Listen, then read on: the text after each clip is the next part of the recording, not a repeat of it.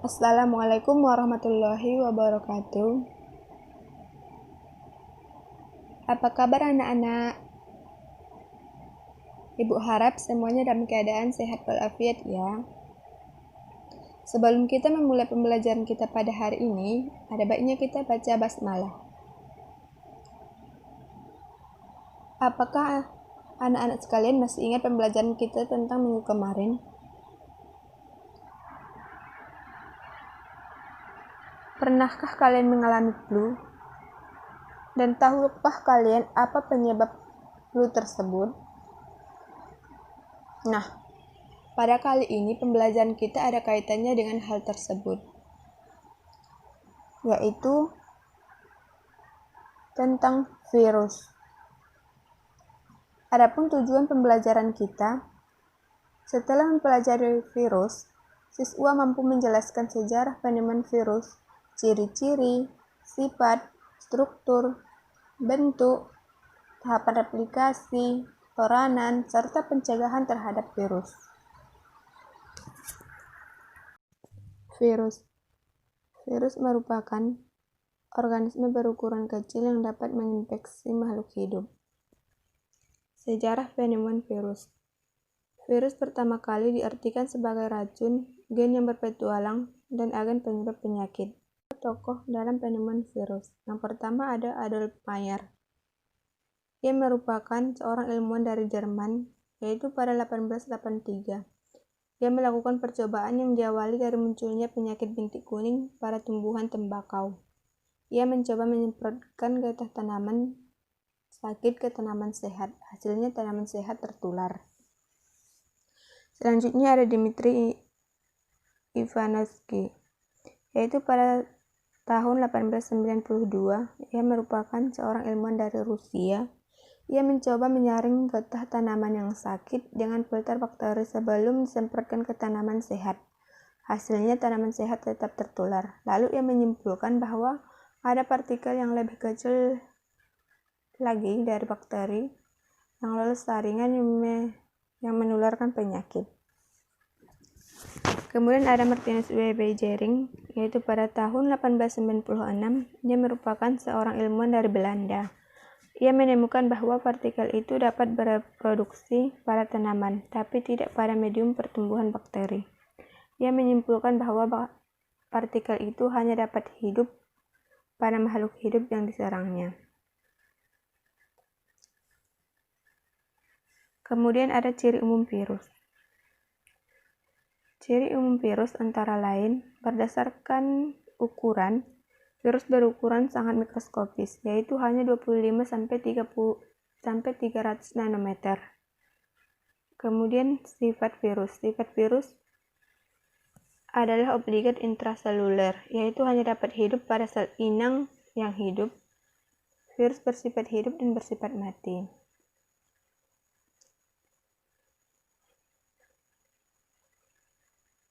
Kemudian struktur virus. Struktur virus terdiri dari asam nukleat, kapsid, sampul, selubung ekor, dan papan dasar.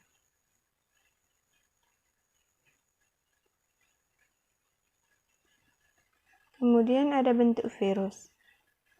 Yang pertama yaitu oval, contohnya influenza virus. Kemudian ada polyhedris, contohnya adenovirus. Kemudian virus berbentuk kompleks, contohnya bakteriofag. Selanjutnya ada klasifikasi dan contoh virus. Klasifikasi virus dibuat berdasarkan 4 macam klasifikasi. Yang pertama yaitu ketentuan ICTV, asam nukleat, sampul, dan habitatnya.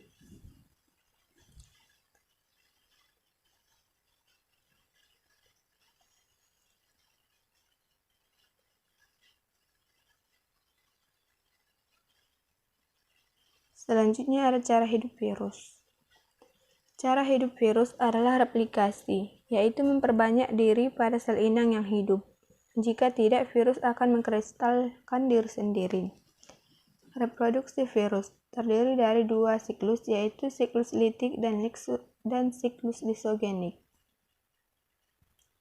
Kita akan membahas tentang perbedaan antara reproduksi secara siklus litik dan siklus lisogenik. Yang pertama, siklus litik.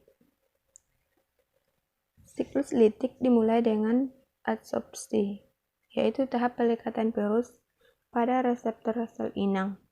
Pada virus bersampul, adsorpsi dilakukan secara endositosis, yaitu pembentukan vesikel pada membran sel pada membran sel inang sehingga virus dapat bergabung dengan sel inang.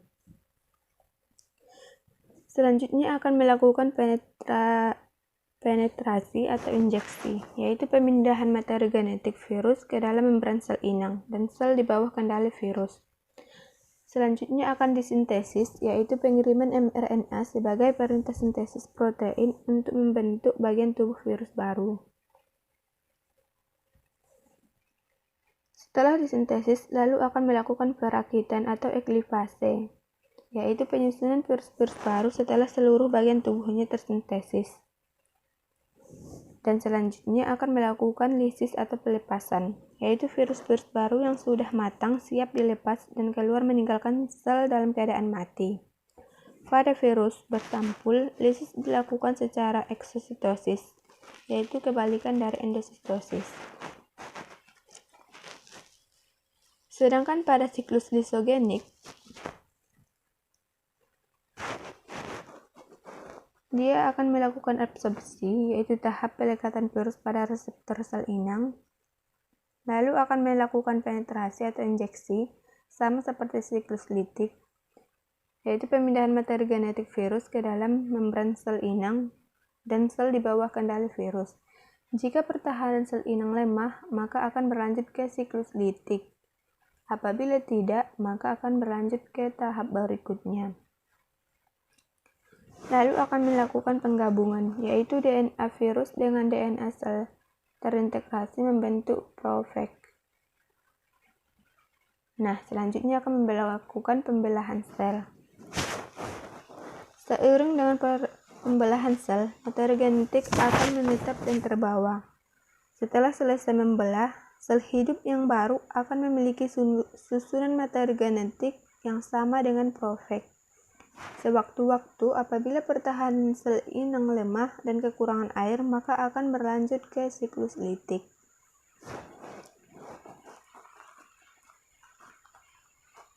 Perbedaan lainnya yaitu pada sifat virus pada hospes. Nah, pada litik, dia akan bersifat non-virulen atau tidak mempunyai ketahanan, dan dia akan menyebabkan penyakit atau patogen. Sedangkan pada lisogenik, dia akan virulen atau dia akan mempunyai ketahanan, tetapi dia bersifat apoptogen, tidak menyebabkan penyakit. Keadaan akhir hospes materi genetik hospes, pada litik dia akan lumpuh lalu mati, sedangkan pada lisogenik dia akan tetap hidup. Kemudian ada waktu litik, yaitu relatif cepat, yaitu hanya 20 menit, sedangkan lisogenik itu relatif lama, tergantung keadaan pertahanan sel. Contoh virus litik yaitu seluruh jenis virus, sedangkan contoh virus lisogenik yaitu HIV, herpes, kemudian ada bakteriofag alpha.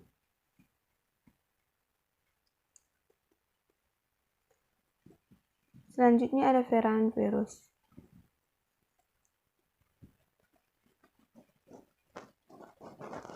Contoh virus yang menjangkiti tumbuhan, tobacco mosaic virus atau TMV.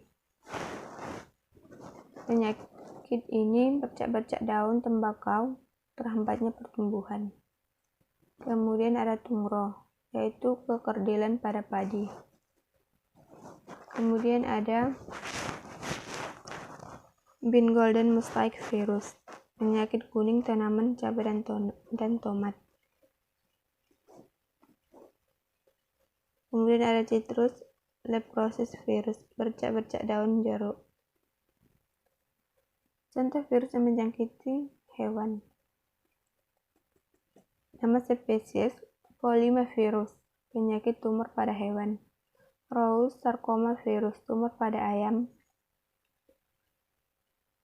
Rabies, penyakit rabies pada hewan. Couvovirus, cacar sapi. H5N1 virus, flu burung. Contoh virus yang menjangkiti manusia. Influenza, penyakit yang disebabkan adalah flu. Rabies, rabies. Rubella virus, campak. Measles virus, cacar. Foliovirus, penyakit folio. Dengue virus, demam berdarah. Pencegahan terhadap virus. Virus bersifat patogen saat virus melakukan fase pelepasan sehingga sel mengalami kematian. Produksi toksin oleh sel yang terjangkit dan adanya komponen toksik yang dimiliki virus, misalnya sampul virus. Tubuh secara alami akan membentuk pertahanan berupa interferon yang memperingatkan sel-sel tubuh akan bahaya dari virus. Akan tetapi, kecepatan pembentukan interferon tidak sebanding dengan replikasi virus, sehingga virus masih dapat menjangkit sel-sel tubuh manusia, hewan, maupun tumbuhan. Pencegahan terhadap penyakit yang disebabkan virus pada umumnya adalah dengan menjaga agar kekebalan tubuh tidak turun. Selain itu, pencegahan terhadap virus yang dapat dilakukan, yang pertama, memiliki gaya hidup dan pola makan yang baik, melakukan vaksinasi terhadap penyakit, dan tidak melakukan kontak cairan dengan orang atau hewan yang terjangkit virus, karena virus dapat disebarkan melalui cairan tubuh. Baiklah, hanya itu yang dapat saya sampaikan pada pembelajaran kali ini. Adapun kesimpulan dari pembelajaran kita pada kali ini adalah bahwa virus merupakan organisme yang berukuran kecil yang dapat menginfeksi makhluk hidup. Sedangkan sejarah penemuan virus,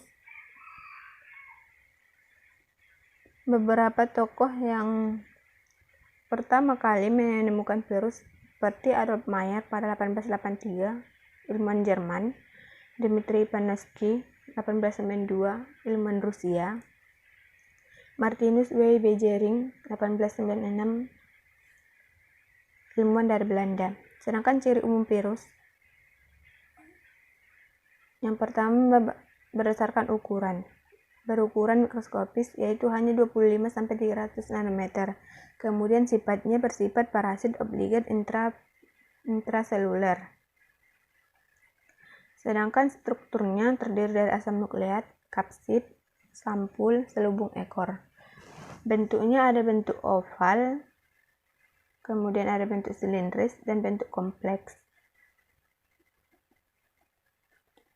Sedangkan klasifikasi virus, yaitu berdasarkan 4 macam klasifikasi, ada ketentuan ICTP, asam nukleat, sampul, dan habitatnya.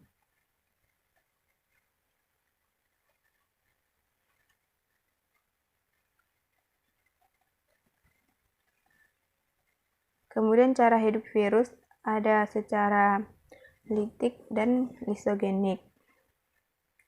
Secara litik ada adsorpsi, penetrasi atau injeksi, sintesis, perakitan atau eklipase, lisis. Sedangkan secara lisogenik ada adsorpsi, penetrasi, penggabungan, dan pembelahan sel.